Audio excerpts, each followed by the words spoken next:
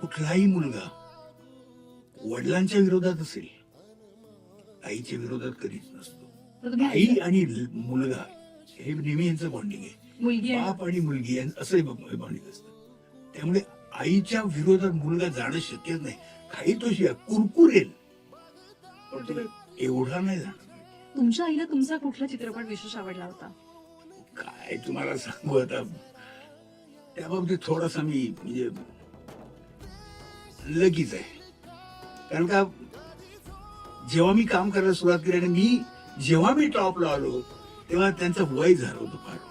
त्यामुळे मी त्यांना कुठेही असं म्हणजे पिक्चरला घेऊन जाऊ शकलो नाही, कारण मी इकडे असायचो कमी, मी जास्तीत जास्त कोल्हापूरला. त्यामुळे घेऊन जाऊ शकलो नाही. ती माझी मोठी खंत आहे. त्यामुळे आईला मी काम करतोय आणि मी अशोक याच्या पलीकडे दुसरं काहीच नव्हतं. तेव्हा मी सिनेमातल्या रोल बद्दल काय बोलू.